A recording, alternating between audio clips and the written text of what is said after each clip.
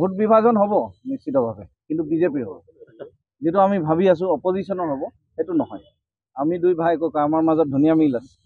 বিজেপিৰ ভোট বিভাজন হৈ বিজেপি পৰাস্ত হ'ব। আপোনালোকে আগন্তুক 20-25 দিনৰ পিছত দেখাই পাব। কেন্দ্ৰীয় নেতৃত্ব কোনোবা আহিব নেকি? আজি ৰাজেশ শৰ্মা ছাৰ আমাৰ মাজত উপস্থিত আছে।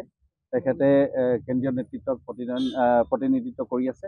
ৰাজেশ পাৱাৰজীও আছে আৰু তেখেত আমাৰ লগত আগন্তুক 1 মাহৰ লগতে থাকিব নিৰ্বাচন শেষ নোহোৱালৈকে।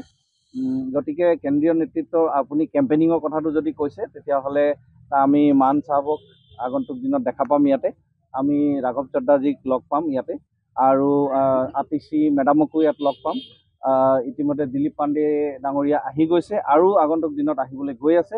আৰু এই ধৰণে বহুতো কেন্দ্ৰীয় নেতৃত্ব আজি ইয়াত কেম্পেইনিং কৰিবলৈ আহিব। ইতিমধ্যে আমাক তেওঁলোকে মত প্ৰকাশ কৰিছে। যেতিয়াই তাৰিখবোৰ ধাৰ্য হ'ব আপোনালোকক সময়মতে অৱগত কৰিম।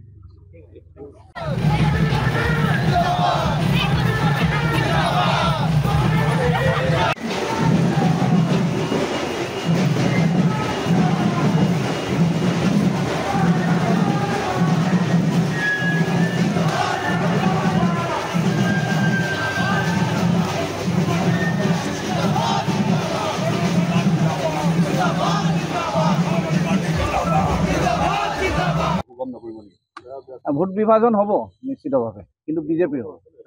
যেটো আমি ভাবি আছো অপজিশনৰ হ'ব, সেইটো নহয়। আমি দুই ভাই ককা, আমাৰ মাজত ধুনীয়া মিল আছে। বিজেপিৰ ভোট বিভাজন হৈ বিজেপি পৰাস্ত হ'ব। আপোনালোকে আগন্তুক 20-25 দিনৰ পিছত দেখাই পাব। কেন্দ্ৰীয় নেতৃত্ব কোনোবা আহিব নেকি? আজি ৰাজেশ শৰ্মা ছাৰ আমাৰ মাজত উপস্থিত আছে। তেখেতে কেন্দ্ৰীয় নেতৃত্বক প্ৰতিনিধিত্ব কৰি আছে। ৰাজেশ পাৱাৰজীও আছে আৰু তেখেত আমাৰ লগত আগন্তুক 1 মাহৰ লগতে থাকিব নিৰ্বাচন শেষ নোহোৱালৈকে। গতিকে কেন্দ্ৰীয় নেতৃত্বৰ আপুনি কেম্পেইনিঙৰ কথাটো যদি কৈছে, তেতিয়াহ'লে আমি মান চাহাবক আগন্তুক দিনত দেখা পাম ইয়াতে। আমি ৰাঘৱ চড্ডাজীক লগ পাম ইয়াতে আৰু আতিশী মেডামকো ইয়াত লগ পাম। ইতিমধ্যে দিলীপ পাণ্ডে ডাঙৰীয়া আহি গৈছে আৰু আগন্তুক দিনত আহিবলৈ গৈ আছে। আৰু এই ধৰণে বহুতো কেন্দ্ৰীয় নেতৃত্ব আজি ইয়াত কেম্পেইনিং কৰিবলৈ আহিব। ইতিমধ্যে আমাক তেওঁলোকে মত প্ৰকাশ কৰিছে। যেতিয়াই তাৰিখবোৰ ধাৰ্য হ'ব আপোনালোকক সময়মতে অৱগত কৰিম।